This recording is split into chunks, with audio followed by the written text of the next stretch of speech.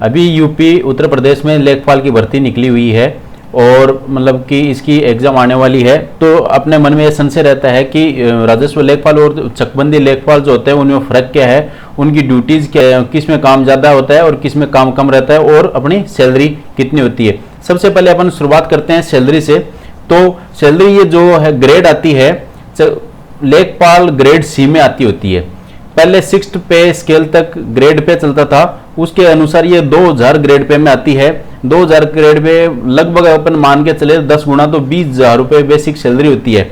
लेकिन स्टार्टिंग जो है वो अप्रोक्स 25,000 है। इसका मतलब ये होता है कि 20,000 सैलरी होती है, उसमें कुछ भत्ते जैसे डेयरनेस अलाउंस, महंगाई भत्ता जो होता है वो जुड़ जाता है, घर किराया जुड़ जाता है और कई तरीके के भत्ते अपन को मिलते हैं। फील्ड में जाते हैं तो अपने को फील्ड की ड्यूटी भी कुछ मिलते हैं। इस प्रकार से मिलके ये जब स्टार्टिंग अपनी सैलरी जो होगी वो 25,000 रुपये प्रति महीना होगी।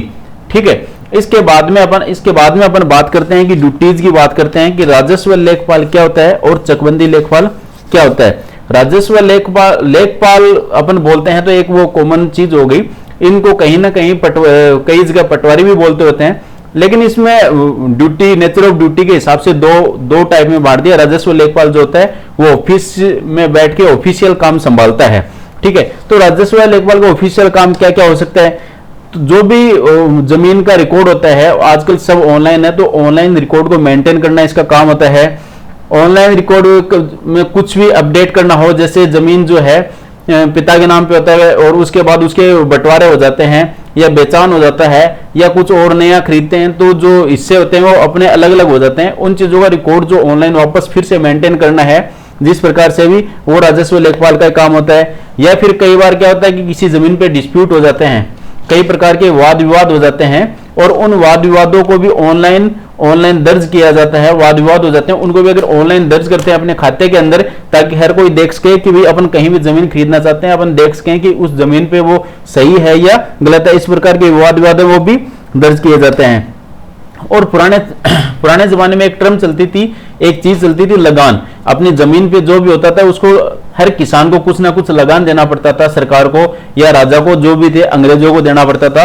वो चीज अभी भी चलती आ रही है, लेकिन अपने बिहाफ पे फिलहाल जो किसान के बिहाफ पे जो होता है, किसान का जो लगान लगता है वो सरकार वहन करती है। लेकिन जब भी अपन किसी अपनी जमीन का रिकॉर्ड देखेंगे तो उसमें लगान शब्द लिखा हुआ होता है कि इस जमीन में ये फसल ली जा रही है और इसका इतना लगान है।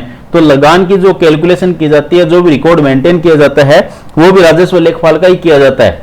तो जो भी अभ्यर्थी हैं वो ऑफिस ड्यूटी करना चाहते हैं कि भाई मैं तो ऑफिस में बैठ के काम करूं, तो उनके लिए राजस्व लेखपाल की नौकरी जो है वो बहुत सबसे बेहतर है। इसमें कंप्यूटर से काम है, तो थोड़ा बहुत अपने वो कंप्यूटर का नॉलेज होना चाहिए, बाकी तो ट्रेनिंग में अपन सीखेंगे।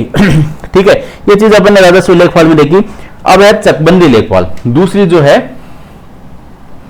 वो है चकबंदी लेखपाल। चकबंदी लेखपाल का क्या काम होता है? चकबंदी लेखपाल का फील्ड का काम होता है।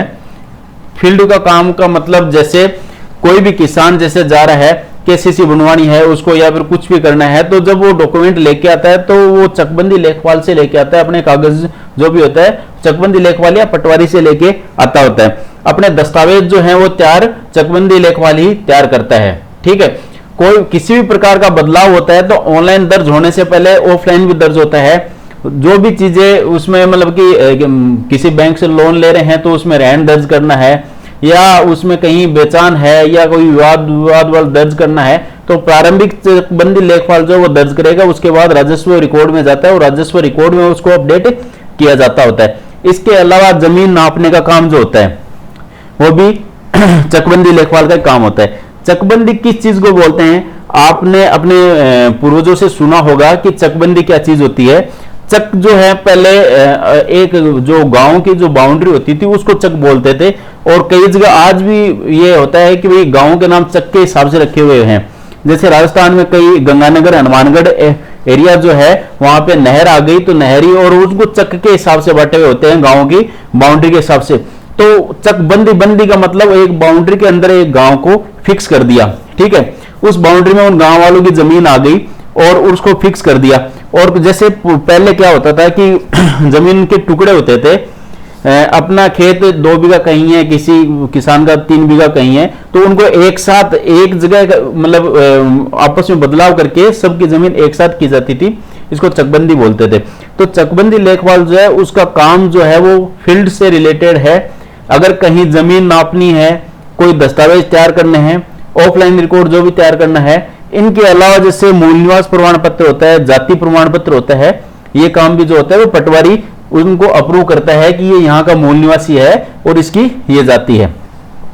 तो अपन ने देखा कि राजस्व लेखपाल जो है, राजस्व लेखपाल का काम होता है ऑफिशियल वर्क होता है, और चकबंदी लेखपाल जो है वो फील्ड का काम होता है। उसको बाहर घूमना पड़ता है, गांव गांव उसको घूमना पड़ता है। हो सकता है फील्ड लेखपाल जो होता है उसके पास कई बार क्या 2 से 3 गांव या इससे ज्यादा भी पंचायतें हो सकती है, तो काम का बर्डन यहाँ पे ज्यादा होता है। ये ऑफिशियल ड्यूटी है, तो ऑफिशियल ड्यूटी में जिस प्रकार से जो नेचर ऑफ ड्यूटी रहती है, विभाग जैसे 5 डे वीक होता है, 5 दिन ही चलता है, उसी प्रकार से इनके सब कुछ है। बाकी जो वेतन है, वेतन सबके समान रहेगा, वेतन में कुछ भी फर्क नहीं है। जो अपने को छुट्टी मिलती है, लीव जो मिलती है वो सबको समान मिलेगी। लेकिन ऑफिस वर्क में अगर अपना एसडीएम ऑफिस या तहसीलदार कार्यालय जो है शनिवार को अगर नहीं खुल रहा तो वो अपनी भी छुट्टी रहेगी, वो अपनी एक एक्स्ट्रा छुट्टी हो जाती है। जबकि फील्ड वालों का काम जो है वो शनिवार और रविवार को भी कई बार फील्ड में जाना पड़ता है। कोई अगर वाद विवाद हो जाता है या फिर कोई सीमा का ज्ञान करना होता है, सीमा का ज्ञान करना होता है, ये चकबंदी करनी होती है। चकबंदी पुरानी टर्म है लेकिन आजकल ये अभी भी इसमें प्रयोग में है। अब तो अपने हिसाब से देखना, जिनको ऑफिस वर्क अच्छा लगता है वो राजस्व लेखपाल अपने प्रेफरेंस रखें, और जिनको चकबंदी लेखपाल अच्छा लगता है, फील्ड की नौकरी अच्छी लगती है, वो चकबंदी लेखपाल। वेतन में किसी भी प्रकार का कोई फर्क नहीं है, वेतन समान है, लीव हॉलीडे छुट्टियां जो है वो समान है। इसके बाद अपन देखते हैं कि इनमें प्रमोशन का किस प्रकार से प्रक्रिया होती है। राजस्व लेखपाल जो है, राजस्व लेखपाल आगे अपने प्रमोशन के बाद नायब तहसीलदार बनता है। ये ऑफिशियल वर्क जो चलता है, नायब तहसीलदार बनता है, उसके बाद तहसीलदार बनता है, एसडीएम बनता है। और चकबंदी लेखपाल जो है, चकबंदी लेखपाल लगते ही जो कराता है वो चकबंदी लेखपाल होता है या पटवारी। उसके बाद वो सहायक चकबंदी अधिकारी बनता है, उसके बाद चकबंदी अधिकारी बनता है, चकबंदी बंदोबस्त अधिकारी बनता है, और संयुक्त उप संचालक चकबंदी अधिकारी बनता है। ये इनके प्रमोशन की प्रोसेस होती है। प्रमोशन की इनमें यूपी लेखपाल जो है, अपन जब स्टार्टिंग में जो लगती है लेखपाल की जो विज्ञप्ति निकली हुई है, जो विज्ञापन निकला हुआ है, ये एग्जाम होती है। उसके बाद डिपार्टमेंटल प्रमोशन कोई एग्जाम नहीं होती है, अभी तक ऐसा ही है। अपने सर्विस के हिसाब से ये फिक्स होता है कि भाई आपकी 10 साल की सर्विस हो जाएगी तो अगला प्रमोशन हो जाएगा, फिर 5 साल की सर्विस के बाद अगला हो जाएगा, फिर 5 साल की सर्विस के बाद अगला हो जाएगा। तो ये नियम और कुछ निर्धारित किए हैं, उनके अनुसार समय के साथ अपना प्रमोशन होता रहता है। तो जितनी जल्दी उम्र में अपन नौकरी लगते हैं उतना ही अपन ऊपर हायर पोस्ट तक पहुंचने की अपनी संभावना रहती है। और ये बहुत अच्छा मौका निकला हुआ है, बहुत अच्छा मौका है सभी के लिए, सभी युवाओं के लिए। तो जम के तैयारी करो। और अपने चैनल प्रियल मैम रीजनिंग पे सारी क्लासेस चल रही है। मैम जो है रीजनिंग मैथ हर एक चीज पढ़ा रही है। यूपी से ग्रामीण परिवेश जो है उनकी क्लासें भी अभी शुरू होने वाली है। तो ज्यादा से ज्यादा लाइक करो, शेयर करो चैनल को और सब्सक्राइब करो।